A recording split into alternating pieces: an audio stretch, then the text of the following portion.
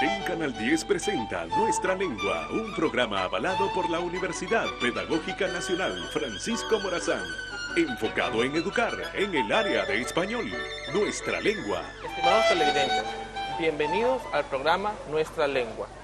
Este es un espacio de la Universidad Pedagógica Nacional Francisco Morazán bajo la producción de Canal 10. El propósito fundamental de este programa es promover el uso adecuado y correcto del idioma español. Asimismo, promovemos y colaboramos en el desarrollo de las habilidades comunicativas, como leer, escribir, hablar y escuchar. Hoy estamos desde el Centro de Innovación e Investigación Educativa de la Universidad Pedagógica Nacional Francisco Morazán y con la profesora Francisca Ávila de este centro educativo. Y tocaremos y desarrollaremos un tema didáctico y metodológico acerca de una experiencia lectora del libro que tenemos aquí, Carriloe, la hija del río, que son relatos y cuentos del profesor también Luis Enrique Reyes Ávila. Bueno, para hacerles una introducción y aproximación, sabemos que en la actualidad la didáctica, hablamos mucho de la competencia literaria, profesora Francisca, y entendemos por competencia literaria como la habilidad para comprender, pero también para producir el texto literario. Entonces concebimos a la comprensión literaria o la competencia literaria desde dos vías. Uno, que tiene que ver con la comprensión del texto literario, las ideas literales, las ideas globales, principales y secundarias, pero también la expresión literaria. Y en este sentido, la expresión literaria abarca desde la invención del texto literario, la producción o textualización del texto literario, su evaluación y revisión. La profesora Francisca nos va a comentar un poco acerca de la experiencia, porque usted ha logrado conjugar estos dos elementos importantes de la competencia literaria. Por un lado, ha logrado que los estudiantes comprendan el libro, pero también que interactúen con el texto y con el autor.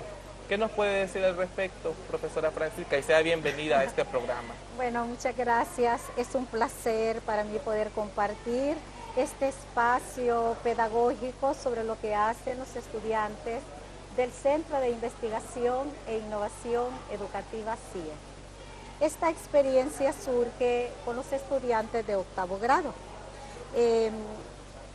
Ya aquí los estudiantes leen 2 libros al mes y ellos querían tener ya día la experiencia. Me decían, profesora, ¿y usted por qué no podemos leer un escritor que esté vivo, que nosotros podamos interactuar con él? Y me pareció muy interesante para que ellos pudieran tener esa experiencia con el escritor.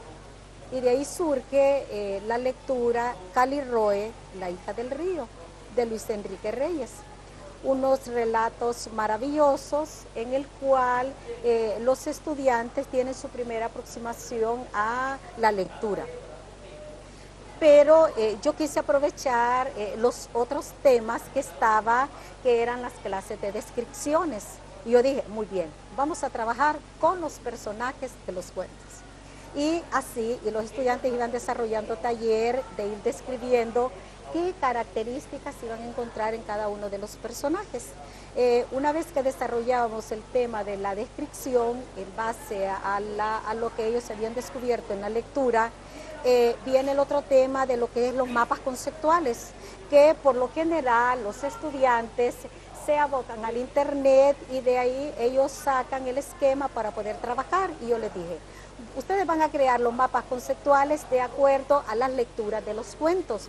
Y eso me pareció muy interesante porque ellos como que se apropiaban de los personajes, de los lugares, temas, y eso iban desarrollando en cada uno de los mapas conceptuales.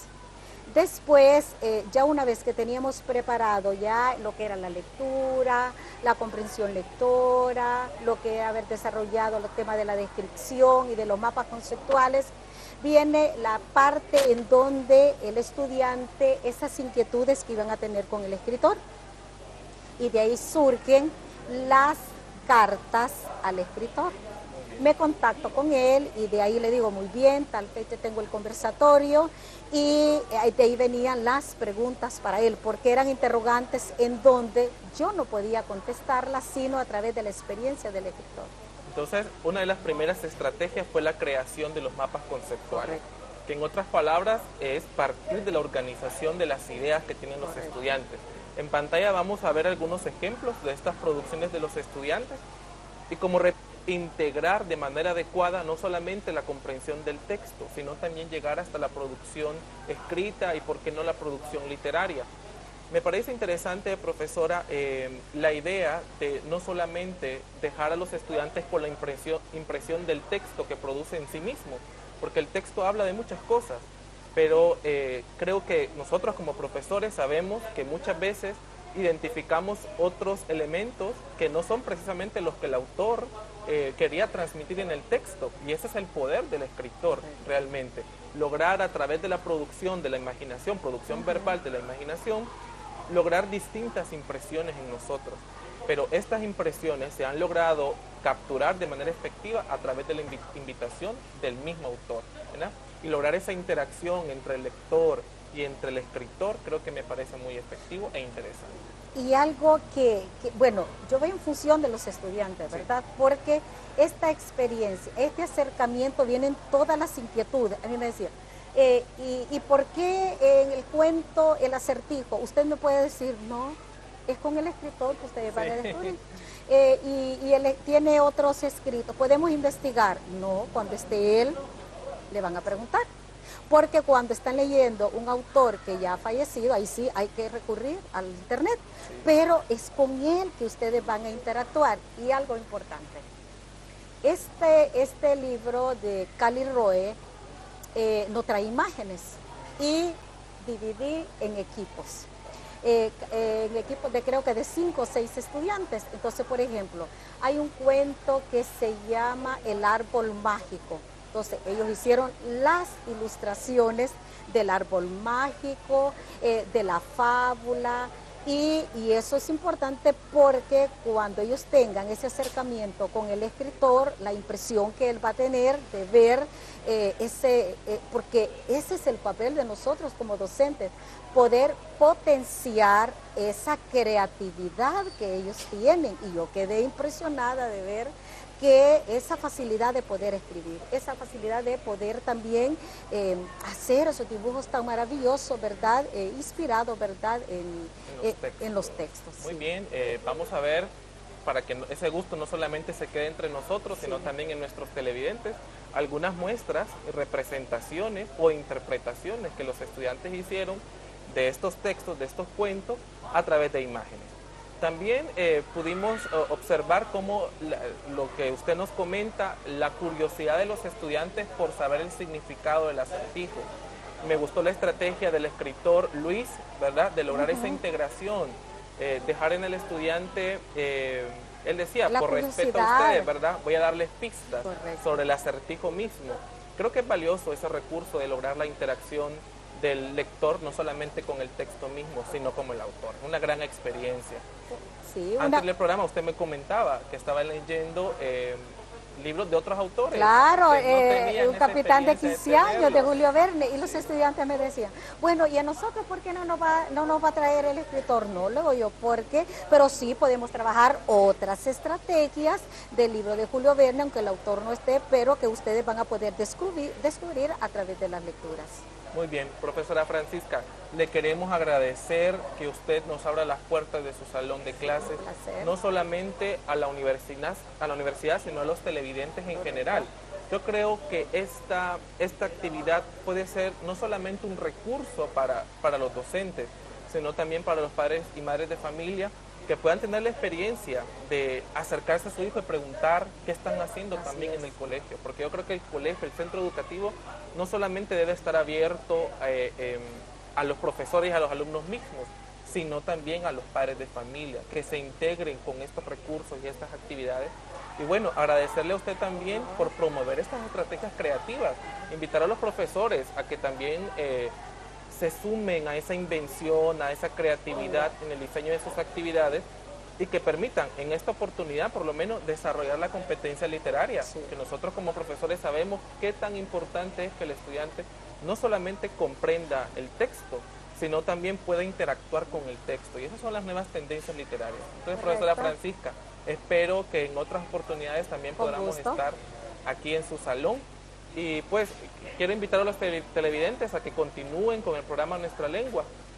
A continuación tendremos novedades del español, así que continúe con nosotros. Hoy en su segmento Novedades del Español tenemos las palabras chanchullo y cambalache. No se lo pierdan.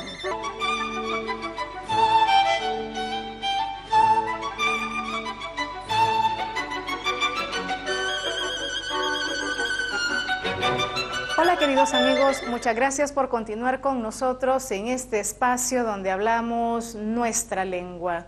Les saluda Litza Solís y en su segmento Novedades del Español hablaremos de las palabras chanchullo y cambalache. La presencia de muchas palabras en nuestro idioma está relacionada directamente con la realidad que vivimos. Tal es el caso de la palabra chanchullo, la cual tiene una larga tradición en nuestro léxico usual y una amplitud semántica predominantemente peyorativa. Aunque no hay datos contundentes sobre su origen, a continuación les compartimos los datos etimológicos y semánticos que encontramos al respecto. La palabra chanchullo se refiere a engaño o manejo ilícito. Viene de chancha y esta a su vez de la palabra italiana ciancia, que significa dicho gracioso. Chanchullo se define como una forma mañosa de conseguir un beneficio personal confabulándose con otras personas. Sus sinónimos son amaño, apaño, componenda, enjuague y trampa. Comúnmente, chanchullo se usa más que todo para referirse a fraude y trampas, pero en nuestro lenguaje coloquial es común que se emplee también para referirse peyorativamente a todo tipo de negocio sucio u operación turbia, tanto en el ámbito de la administración pública como en la actividad privada.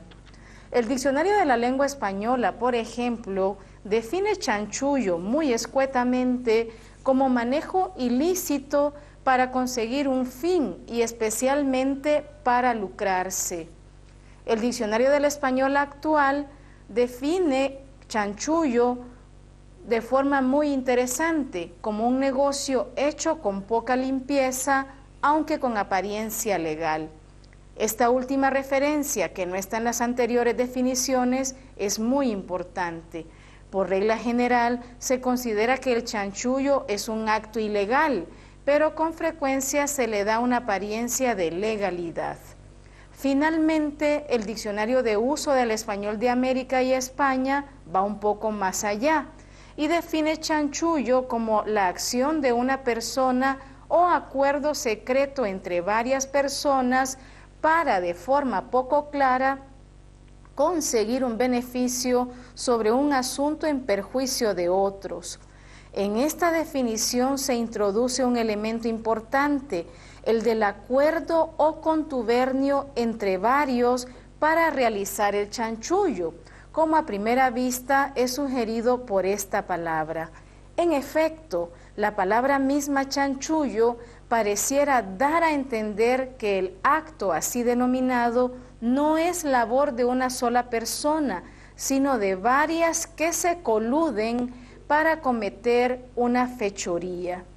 También se define chanchullo como asunto oscuro o que se presume fraudulento en una negociación, gestión administrativa, contratación o convenio. También se le define como fraude que una persona le hace a otra. Muchos diccionarios registran además la palabra chanchullero para nombrar a la persona aficionada al fraude o chanchullo. Otra palabra de uso coloquial bastante extendido en el español de Honduras es cambalache, la cual tiene un sentido peyorativo equivalente a trueque, frecuentemente malicioso. En sentido figurado se usa para designar un acuerdo o negocio que tiene componentes censurables. Veamos el posible origen y algunas acepciones de este término. Cambalache tiene su origen en el verbo cambalachar, que significa trocar, probablemente tomado del portugués, donde deriva del anticuado cambar, que equivale a cambiar, el cual viene del latín tardío cambiare, que significa trocar, de origen céltico, según lo explica Joan Corominas en su breve diccionario etimológico de la lengua española. El cambalache es el trueque de cosas de poco valor, un trueque de fruslerías. Su uso tiene sentido despectivo. El trueque se hace con afán de ganancia y suele ser malicioso, de ahí el sentido despectivo. En Argentina y Uruguay, cambalache designa una prendería o tienda de compraventa de objetos usados, una tienda de trastos viejos. En sentido figurado y despectivo, se usa mucho para designar acuerdos o negocios que tienen componentes censurables o incluso ilegales. En español peninsular, esta clase de negocios se llaman componendas o chanchullos. El significado despectivo de cambalache lo expresa muy bien la letra del tango argentino del mismo nombre, compuesto por Enrique Santos Discépolo en 1934, tal cual se ve en la estrofa que reza: siglo XX, cambalache, problemático y febril, el que no llora no mama y el que no afana es un gil. Dale nomás, dale que va, que allá en el horno nos vamos a encontrar. No pienses más, sentate a un lado, que a nadie importa si naciste honrado. Es lo mismo el que labora noche y día como un buey, que el que vive de los otros, que el que mata o el que cura o está fuera de la ley. Cuando una persona es honesta, se comporta de forma transparente con sus semejantes. Cuando se está entre personas honestas, cualquier proyecto humano es posible y la confianza colectiva se transforma en una fuerza de incalculable valor. Muchas gracias por sus comentarios y sugerencias temáticas para este segmento. Sigan escribiéndonos a la dirección de correo electrónico que aparece en sus pantallas o a nuestra página de Facebook.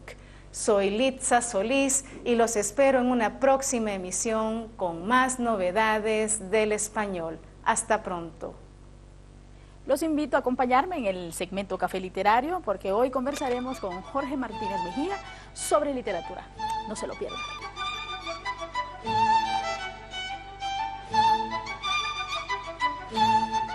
Bienvenidos una vez más al segmento Café Literario. Como siempre, nos encontramos en la Biblioteca Juan Antonio Medina Durón de la Universidad Pedagógica Nacional Francisco Morazán, el lugar perfecto donde rendimos homenaje a los libros, a sus autores, a la lectura, a la literatura. En esta ocasión me va a acompañar de Jorge Martínez Mejía, poeta, narrador, ensayista. Bienvenido, Jorge, una vez más a la universidad. Siempre nos acompaña, Jorge.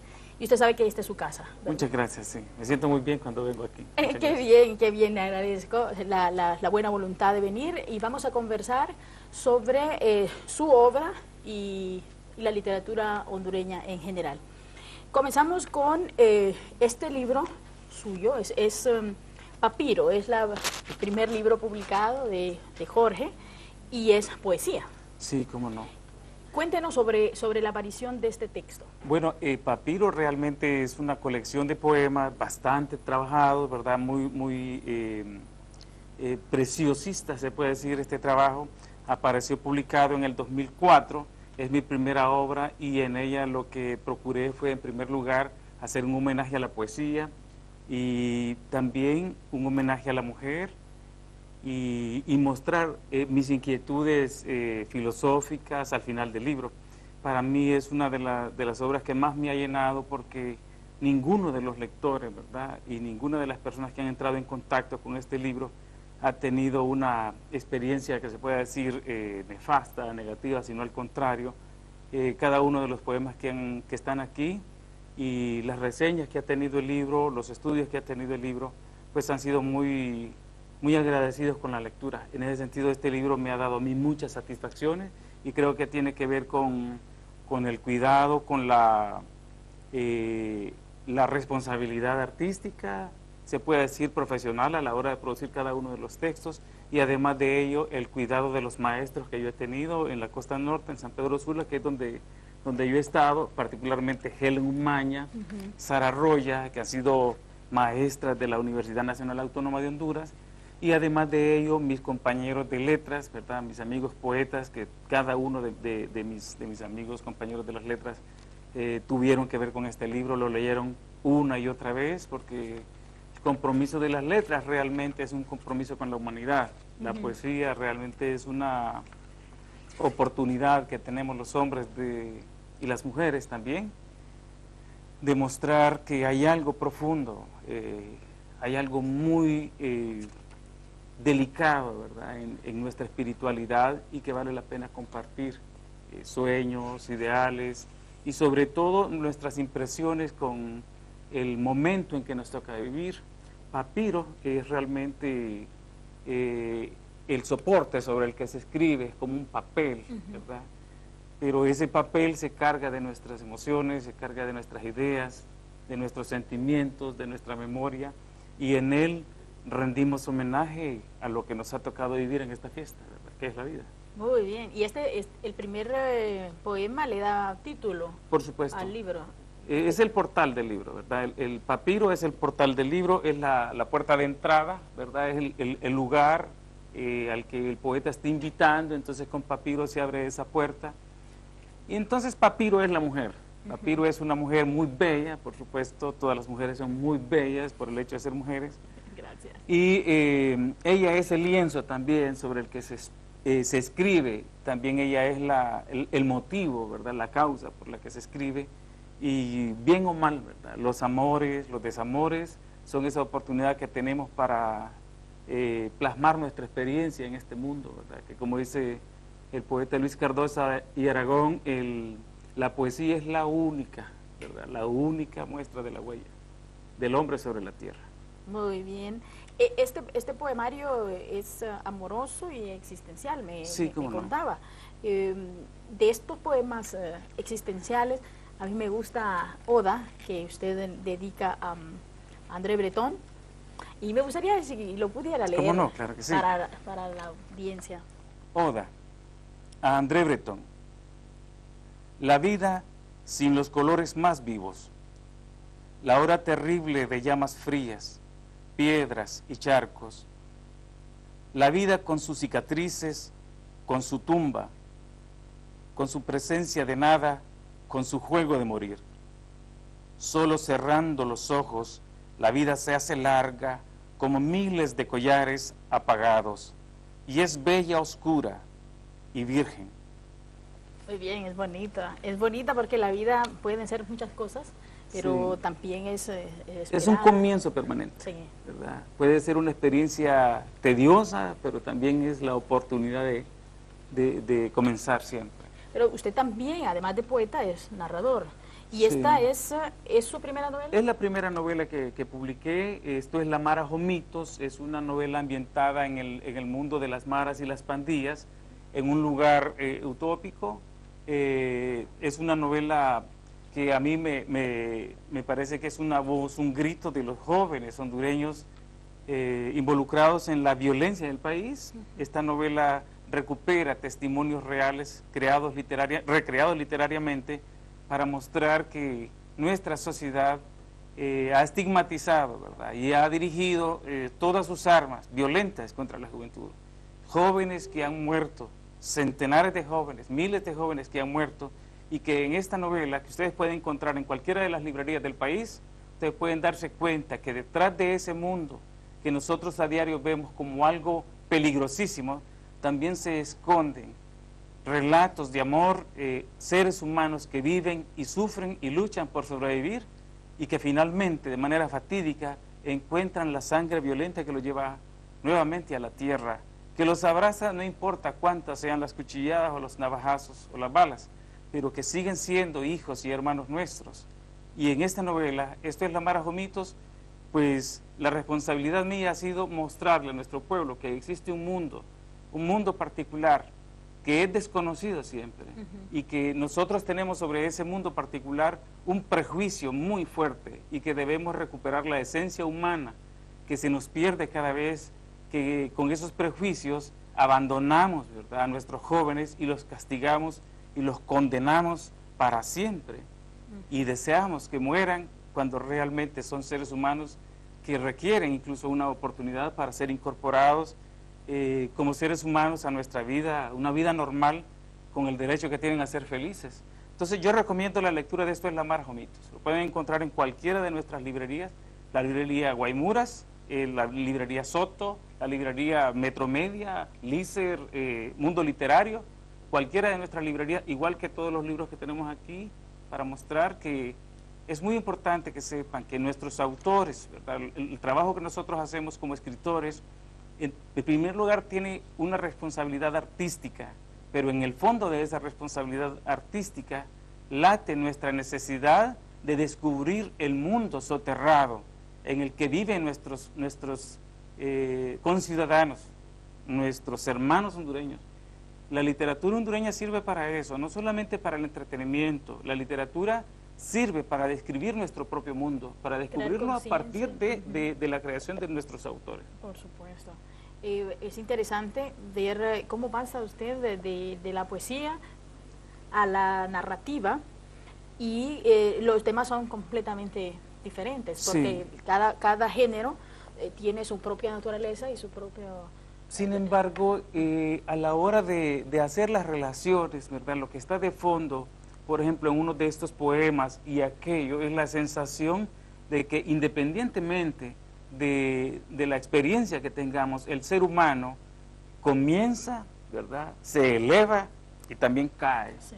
Entonces, en este libro Papiro y también en aquel libro Esto es la Marajo Mitos, ahí es una muestra de que estamos como una hoja que está seca en la rama, a punto de fracturarse y cae, ¿verdad? Esa sensación que tenemos de la vida, de fragilidad de la vida, ¿verdad? Es permanente, sí, en la literatura. Muy bien. Además, usted es director de JK Editores. Sí. ¿Cuál es la función de o cuál es el proyecto que pretende lograr con esto? Nosotros afortunadamente nos hemos encontrado con unas experiencias muy interesantes, muy lindas en el mundo de la literatura, ¿verdad? Es un privilegio realmente tener la oportunidad de crear al lado de nuestro pueblo. Hemos tenido la oportunidad de crear en diferentes talleres de creación literaria, diferentes textos de literatura infantil en diferentes regiones del país, y hemos observado con bastante preocupación que no tenemos libros, ¿verdad? Que no tenemos libros nuestros, que a nuestros niños y en las manos de nuestros niños está haciendo falta nuevos libros. Y JK Editores es una apuesta por la recuperación de nuestra literatura infantil para colocarla en manos de nuestros niños y la creación de nuevos textos. Ese es uno de nuestros proyectos principales. Estamos ahorita haciendo una selección de lo mejor de la literatura infantil hondureña para reeditarla. Vamos a procurar reeditar lo mejor que tenemos para nuestros niños y procurar, porque existen leyes y existen organismos en el país que tienen la obligación y la responsabilidad de contribuir en este proceso. Y hay buena literatura hondureña. Mire, aquí tenemos muchos autores conocidos que ya han venido a conversar con nosotros. Allá tenemos a María Eugenia Ramos, a Carlton Brul, a Rebeca Becerra, y hay muchas obras que son desconocidas. Y qué bueno, todas estas obras están en las librerías nacionales. O sea que sí, lo que claro, tenemos es que difundirlas para que todos sepamos que estas obras existen. Sí, aquí realmente la mesa es pequeña para la calidad de la literatura hondureña, pero quiero mostrarles esto, ¿verdad? Este es una de las obras más reconocidas últimamente, es la obra de Giovanni Rodríguez, un extraordinario escritor, Los días y los muertos. Este es el premio centroamericano del Caribe de novela, también lo pueden encontrar en diferentes librerías. Giovanni Rodríguez con Julio Escoto, ¿verdad?, que tiene esta magnífica obra, sí, que es El Rey de la Albor Madrugada. Son uno de los escritores mucho más refinados que tenemos en el país. Sí. Estos dos escritores anduvieron hace poco en Nicaragua, en Centroamérica Cuenta, sí, Y estas novelas vale la pena, la pueden encontrar ustedes en Librería Guaymuras, la pueden encontrar también en la Librería Soto, Metromedia. Estos autores están para nosotros, profesores que trabajan en educación primaria y secundaria. Acérquense a nuestros libros, es muy importante. Además, tenemos otros libros aquí, puedo mostrarlo, ¿verdad? Sí, sí, sí. Me gustaría, bueno, nuevamente mostrar este libro, sí. ¿verdad? Mostrar este trabajo de María Eugenia Ramos. María Eugenia exquisito Ramos ese libro. ha sido considerada el secreto mejor guardado de la literatura hondureña en la Feria Internacional de Guadalajara. Sí. Y realmente estos cuentos que hay aquí en una cierta nostalgia es para disfrutarlos profundamente. También está este libro de Gustavo Campos, es un joven escritor, un extraordinario poeta, ¿verdad? Gustavo Campos es uno de los escritores de esos que no nacen cada vez, o sea, son raras especies. Gustavo Campos es un gran poeta, es un gran narrador, un gran ensayista, un gran estudioso de las letras hondureñas, y este libro, Catástrofe, ya se está agotando. Si lo pueden encontrar, tienen suerte. Y aquí hay otros libros que me gustaría mostrar, por ejemplo, este libro del joven escritor hondureño Darío Calix, El último tango en San Pedro. Es la segunda colección de relatos de Darío Calix, un joven escritor. Estos libros también están casi agotándose, pero donde quiera que ustedes miren este libro, El último tango en San Pedro, de Darío Calix, consíganlo, porque vale la pena leer esta obra. Garantía de lectura. Sí, es garantía de lo mejor que tenemos. Hay más por ahí, sí, hay más libros. Muchos más. Este libro, por ejemplo, este libro de Samuel Trigueros, Una despedida, es una novela en prosa, ¿verdad? Es una novela, una prosa poética, refinadísima, con pequeñas joyas que ha trabajado Samuel Trigueros con su voz poética, y vale la pena, lo pueden encontrar de igual manera, precios muy cómodos en cualquiera de nuestras librerías, en la librería Café Paradiso, lo pueden encontrar en la Guaymuras, en la Soto, en la Metromedia, en la Navarro, en cualquier librería ustedes lo pueden encontrar. Muy bien, ay, qué ¿Qué bien. más le interesa? Hablamos de literatura y nos emocionamos, Sí, por porque supuesto. eso es algo, es una pasión y es algo que nos gusta y además nos educa. Entonces agradezco muchísimo a Jorge por estar con nosotros. Encantado. Y conversar. Nos quedamos pendientes con estos otros libros. Sí, Ay, me gustaría por lo menos El rapto de la sevillana. Ay, pues, Donde quiera que puedan ver este libro, es una de las obras que recupera la gesta de Sicumba en la costa norte hondureña, 10 años de guerra, y en El rapto de la sevillana está bien contada literariamente, pero muy exquisita esta obra, de Marta Susana Prieto de Oviedo, de San Pedro Sula. Muchísimas gracias. Y con esta, sí, qué pena, ¿verdad? con esta recomendación, nosotros despedimos el segmento Café Literario. Siga con nosotros. Hola amigos, queremos hacerles una invitación muy especial para que ustedes sintonicen más adelante el segmento Salgamos de Dudas. La primera pregunta a la que daremos respuesta hoy es: ¿cuál es la forma adecuada? ¿Los zapatos me apretan o me aprietan? La siguiente pregunta a la que daremos respuesta es: ¿cuál es el plural de sed? Y la pregunta número 3: ¿por qué azúcar admite tanto el género masculino como el femenino? Y en la sección Juguemos con las letras les planteamos la siguiente adivinanza: en su cruz me lleva el ángel, el diablo en su tenedor, el viento en su remolino y todo en su derredor. ¿Quién soy? Los invitamos a participar dando respuesta a este acertijo. Usted sabe que tiene que abocarse a nuestra página de Facebook. Los esperamos más adelante y Salgamos de Dudas.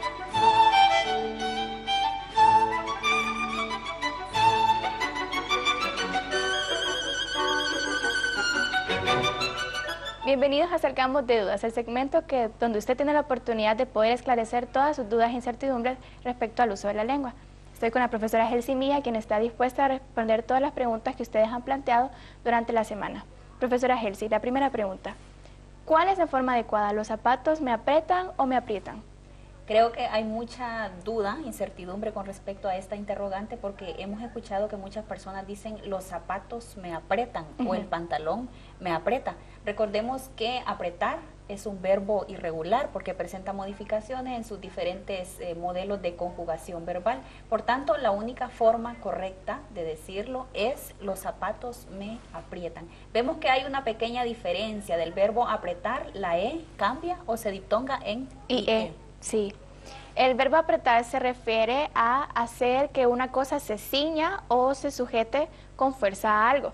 Es uno de los numerosos verbos que son irregulares y que por tanto deben hacer esta diptongación. Por ejemplo, ¿qué otros verbos tenemos, profesora, que hay que cambiar la diptongación? Bueno, todos aquellos verbos que en la última sílaba es sílaba tónica, ¿verdad? Por ejemplo, fregar, nevar o plegar. Sí, a otros verbos como regar, regar, tropezar. Sí es. Y, por ejemplo, hay varios verbos que admiten las dos formas. Por ejemplo, cimentar y atestar. Yo puedo decir yo cimento y yo cimiento. Asimismo puedo decir yo atesto y yo atiesto. En pantalla ustedes pueden ver algunas de las formas incorrectas de utilizar el verbo fregar, nevar y apretar. Por ejemplo, en el primer caso, me aprieta el zapato. Está incorrecta. La forma correcta sería me aprieta el zapato. En la número 2, la interrogante se formula de la siguiente manera. ¿Fregas tú los platos? La corrección es ¿friegas tú los platos? Y en la tercera oración vemos que estamos utilizando el verbo nevar, en donde se afirma, en Honduras no neva. Pero la forma correcta es en Honduras no nieva. Y con respecto al verbo nevar yo tenía una gran duda. La mayoría de personas se confunde también en cuanto al uso de este verbo. Piensan que al igual que apretar, se utiliza de la misma forma. Así es, yo utilizaba nevar, aquí no neva, porque creía que era una forma errónea. Por ejemplo, muchas personas dicen, ayer me peleé con mi hermana, cuando es incorrecto y es ayer me peleé. Yo pensaba que era una forma incorrecta también del verbo. Pero sabemos ahora en adelante que la forma correcta es me aprieta el zapato. Pero en Honduras no utilizamos con tanta frecuencia apretar o aprietan los zapatos. ¿Qué palabra utilizamos? Utilizamos me chiman los zapatos. Aunque cuidado en ir a El Salvador y Guatemala porque chimar ahí tiene un significado diferente al de nosotros. Lo mismo aquí en Honduras, en la lengua popular o vulgar se empieza también a utilizar con un sentido despectivo. Entonces es preferible utilizar apretar. Así es. La siguiente pregunta, profesora, ¿sed tiene plural? Bueno, la lógica para muchas personas les dice que el plural de sed es sedes, pero recordemos que sedes tiene otro significado.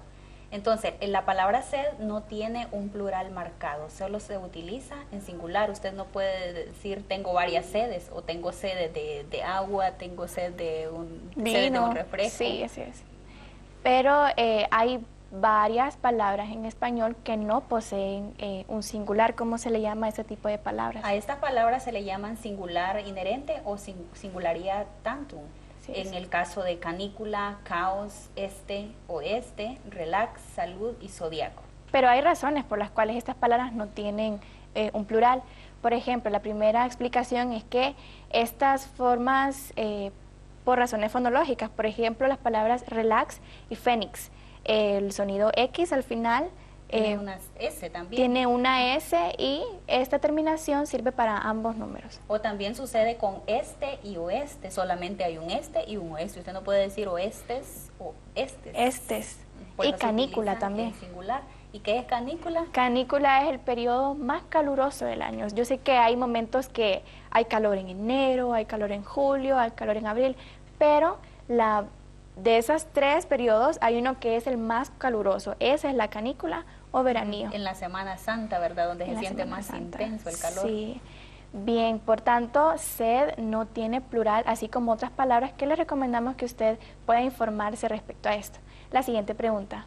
¿Por qué azúcar admite tanto el género masculino como el género femenino? Creo que la mayoría de personas se confunde porque cree que azúcar está expresada en género femenino, ¿verdad? Pero recordemos que azúcar es un sustantivo ambiguo. Usted puede decir el azúcar o la azúcar sin que esto conlleve a un cambio de significado en las palabras. Pero también hay personas que piensan que el decir la azúcar está incorrecto porque tiende a sonar cacofónico, ¿verdad? La repetición de la misma vocal de manera tan seguida, ¿verdad? Pero esta regla solamente se aplica para aquellas palabras que su primera sílaba es la sílaba tónica. Por ejemplo, en el caso de hada y hacha, es incorrecto decir la hada o la hacha. O la ala o la águila. Sí. Hay muchas palabras en español que admiten el género femenino y masculino, no solamente la mar o azúcar. Tenemos, por ejemplo, acné, apóstrofe, armazón, herpes, chinche, esperma. ¿Qué otras palabras? También está tilde, trípode, vertiente, visa, volca, entre otras. Solo son algunos ejemplos del uso de estas palabras tanto en masculino como femenino, que para algunos pueden decir, se dice el visa, es correcto, Sí. ¿verdad? De acuerdo con la Real Academia Española, pero no es muy utilizado, pero sí se puede usar. Pero hay unos países que, por ejemplo, pueden ser muy normal colocar el o la de forma ambigua. Hay restricciones, profesora, porque, por ejemplo, tenemos el o la mar, pero cuando se cambia a plural es incorrecto decir las mares, sino se debe decir los mares. Lo mismo sucede con arte, usted puede decir el arte o la arte, pero ya decir las artes marciales o las bellas artes. Sí, hay varias razones por las cuales hay géneros ambiguos. Por ejemplo, el calor. Antes era normal decir la calor en el español antiguo, pero ahora solo es correcto decir el calor. También la pijama, que en Chile investigué que se utiliza de forma ambigua, pero en el resto de Latinoamérica se utiliza como la pijama. Otro dato también importante es que si vamos a agregar un adjetivo calificativo a la palabra azúcar, debe concordar también en género y en número. Si usted dice el azúcar moreno, o puede decir la azúcar morena. Aunque suene un poco ruidoso porque no lo utilizamos con frecuencia, pero debe concordar, como usted dice, el determinante y el adjetivo. No puedo decir el azúcar morena, porque ya lo estoy catalogando el azúcar como masculino. Bueno, esto es cuestión de decisión del hablante, ¿verdad? Si prefiere utilizar el azúcar o la azúcar, pero generalmente utilizamos el azúcar. Así es. Hemos llegado al final del programa y vamos a dar respuesta al acertijo que planteamos al principio del programa. Y este decía así: en su cruz me lleva el ángel, el diablo en su tenedor, el viento en su remolino y todo en su derredor. ¿Quién soy? Bueno, aquí la respuesta correcta es la letra R, ¿verdad? Si ustedes se fijan, la palabra cruz lleva una R y tiene lógica. En su cruz me lleva el ángel, y lo mismo sucede con la palabra tenedor, remolino y derredor. Así es, la respuesta era correctamente la R. Agradecemos a todas las personas que nos mantienen nutrido este programa por todas las preguntas, sugerencias y comentarios que nos envían y que nos hacen llegar a través de la página de Facebook. Gracias por permanecer en Nuestra Lengua. Nos vemos en la siguiente emisión. Hasta la próxima semana. TEN Canal 10 presentó Nuestra Lengua. Los esperamos el próximo lunes a las 8 de la noche por TEN Canal 10.